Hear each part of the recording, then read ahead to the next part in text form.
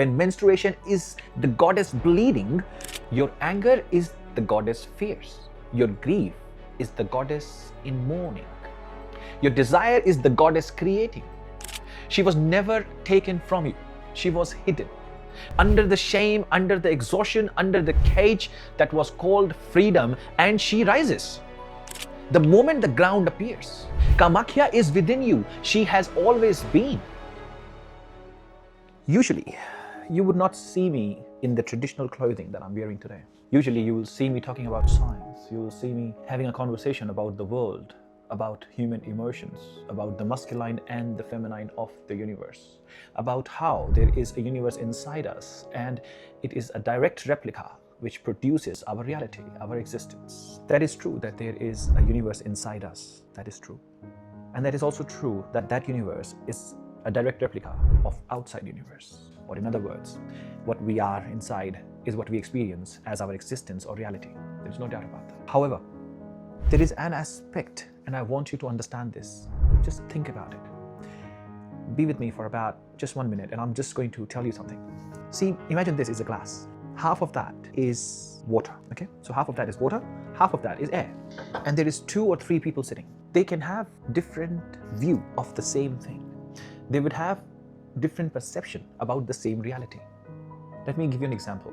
One human whose name is Rudrayan might say, this is half full. Another Devi sitting next to me might say, oh, no, this is half empty.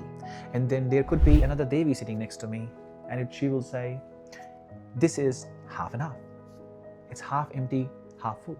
Now, we need to understand, none of us 3 are wrong in the context of perception. If I say it's half full, if someone says it's half empty, and if someone says it's half and half, we all are right. Similarly, when I say that there is a universe inside you and then the universe outside of you is a direct replica of it, and we talk about this a lot. The previous episodes has been a complete example of it, and we have explained it with science point of view as well. And this law of universes, this law of attraction, law of polarity, this law of manifestation, this law of gravity, all that plays a role. They are laws, and that's all science. However, let's get back to this. 3 people, different perception about the same reality. What this also means is that there is an existence that is out there, that is very much dynamic, which is a reality that also exists within us, okay? What I'm trying to say here is the universe outside is a direct replica of the universe inside. However, there is an independent universe as well. And that independent universe is the universe that we generally call orthodox. We call it religion. We call it spirituality. We call it blind faith, blind beliefs. We have a lot of names for it. I want you to understand that scientifically it exists this way. It's just a different perception. I will say glass half full. Someone will say it's half empty. Someone will say it's half and half. No one is wrong. Similarly, the universe outside, we give it names. We call it orthodox, but it is not orthodox. That explains why when I'm talking about Kamakhya, I'm in my traditional clothing. Kamakhya, as we have said in part 1 of this same video, as we have concluded in part 1, there are a lot of aspects which continues here in the part 2. And it needs to make sense to you. So you need to understand, you need to open up your mind and hear me out, okay? The traditional clothing, me talking about a Devi, a goddess, which according to Hinduism is divine feminine, and I'm talking about all emotions. I'm talking about dynamic, practical, active energy present in every woman, in every man also. We also see this as woman is a direct divine manifestation of divine feminine, because women have the tendency, women have capabilities, women have Yoni. So come and look into my eyes and understand, every woman, every single woman is Devi, a direct manifestation of it. She's the only one who can create universe. She's the only one who goes through the pain. She's the only one who experiences these dynamic hormonal shifts and moves within her own self, and she don't complain. Having said that, let's start part 2. In part 1, we understood that Kamakhya is not a statue in a temple. It is the Yoni, worshipped as the goddess herself, the primordial creative force, the same electricity running through every woman alive. Today we go deeper, because knowing what Kamakhya is, that is knowledge. But feeling Kamakhya rise within your own body, that is something else entirely. And that is what we talk about today. I am Rudrayan. I am the teacher of the ancient Vedic sciences of masculine and feminine. Some call me a life coach, some call me a mystic. What I am is a man who does not consume the feminine. He serves her. Through this channel, through this teaching, through every word I speak, that is my dharma. And that is the most important teaching I will ever give. Before we talk about what rises, we must talk about what makes the rising possible. And when I say rises, you must understand we have energies within us, we have feelings within us, we have emotions, hormones. They are all part of the same independent energy moving through our body. Okay? Feminine, women, girls, ladies, feels it deeply. They are more alive than a man because it is so dynamic. It moves within them. They find the fluctuations, they find the enormous amount of swings, enormous amount of changes within themselves. That is divine feminine playing its play within a woman, and it is part of creativity. This is how the creativity happens. Let's now understand how it practically happens, what actually happens, okay? The Devi only rises if there is a grounding dharma, if there is a grounding masculine present. And I need to be very clear about what the masculine is, because most of the masculine in this world is consuming. 90 to 95% of the masculine is designed to consume, and there is not much wrong with that, because that consumption is the reason the universe keeps rolling. More human keeps coming. That is just how creation works.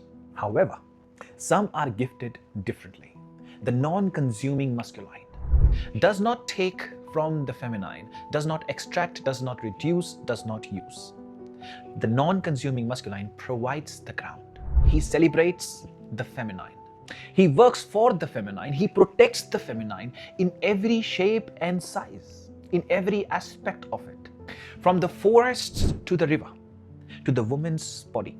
Not everyone is capable of holding this ground. Not everyone is gifted for it. The consuming masculine serves a purpose. Creation continued through it, but the non-consuming masculine serves a different purpose.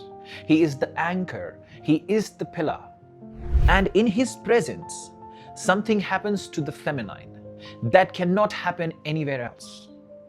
Ancient wisdom has given it plenty of names. One of the very prominent name is Tantra. And then there is different branches of it. Usually common name that is heard between communities and when we meet people is healing, energetic healing, masculine touch. There are plenty of names. They are all just different names of the same energy, same branch, same experience. Okay, let's move on. I have experienced this, not as a theory, in a personal space directly. And to be honest, it is very esoteric. It is perhaps the most difficult thing to explain in words. But I will do my best. What I witnessed was the feminine energy within a human being beginning to move. It happened with a touch, a single touch, a touch of a non-consuming masculine providing the ground. And the energy within the body of the feminine, it began to rise. The anger, the fire, the life force, it raised. And the woman could feel the ultimate bliss within her body rising. Why does this happen? Because of a masculine pillar, because of the presence of what we call in Sanatan Dharma, the Prabha, the divine light, the divine presence.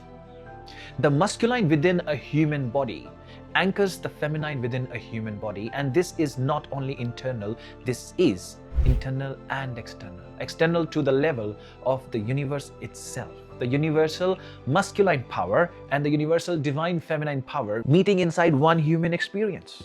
The energy does not rise to its ultimate level because the Kundalini energy is so immense that a human being can collapse under it. It rises gracefully, in the right measure, in the right moment. The presence of that bliss is Kamakhya. the presence of bliss within a feminine body that she can feel, that she can witness, that she experiences as her own truth. It brings the ultimate bliss experience within herself with the presence of the non-consuming masculine. The feminine rises within the body. It anchors to the man next to her, and it changes everything within this realized, this partially enlightened body of feminine. It can happen by just a mere touch. That is how energy works, through energetic resonance, through the presence of the right energies. Because now she is witnessed the divine feminine within herself, now she cannot be reduced. Now she cannot be tampered with. Now she cannot be tamed. Now she is not just a woman. Now her periods are not dirty. Now her yoni is not a taboo. And she is very proud of everything she has. And now she understands the presence of divine feminine is within herself. The Devi is within. The woman feels empowered. The woman feels complete. The woman feels primordial. The woman experiences the ultimate bliss, which was not present before. And the things change. She changes. She feels the change. She experiences the change. She becomes more confident. She becomes more aware of herself. She becomes more present. She becomes more grounded. She is now able to see her own emotions. Her own hormones become more conscious. This is not theory. This is not philosophy. This is what happens when the conditions are right. When the grounding masculine is genuinely present, not performing presence, not claiming presence, actually present, the feminine body responds. It remembers, it rises, and the woman who has experienced this rising cannot go back to being reduced. She has seen what she is. And once she has seen it, nobody can unsee it for her. Now, this is what I want every woman to know. Every Western woman needs to know this. They need to connect to this. They need to understand this. They need to hear this. They need a bridge between the ancient Hindu traditional wisdom and the modern day life and truth as life exists. It is worth knowing, it is worth connecting, and once you connect, there is no going back. Once you connect, you will experience it within yourself. Once you connect, you experience yourself as Devi, and what better than that? Now, this is what I want every woman to know. Kamakhya is within you. There is no doubt about that.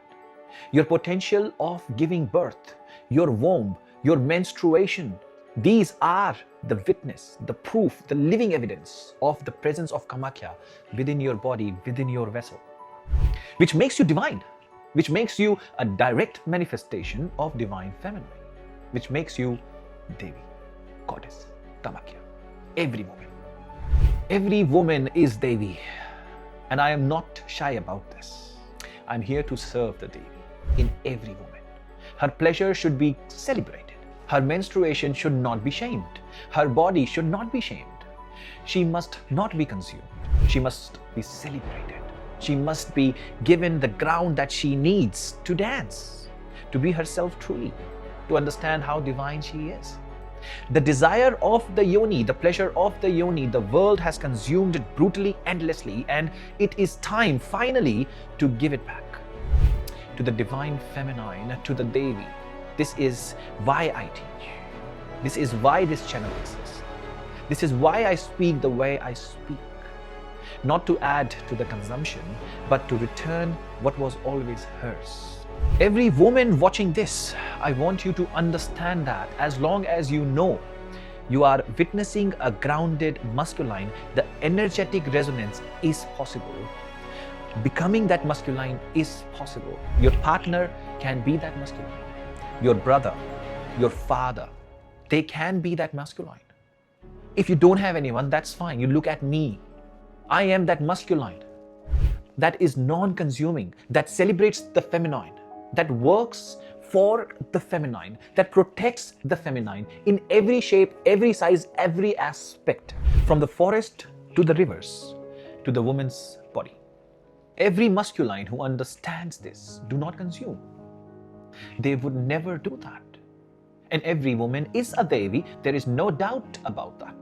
In the presence of this teaching, of this masculine ground, The feminine must feel an energy shift, a pattern shift. It is esoteric. There is no doubt about that. But it is beautiful. It is not black magic. It is not voodoo. It is not dark or frightening. It is the most beautiful thing that can happen to a human being. The divine feminine, directly manifested in woman's body. When she can experience it, when she can witness it, there is nothing more beautiful.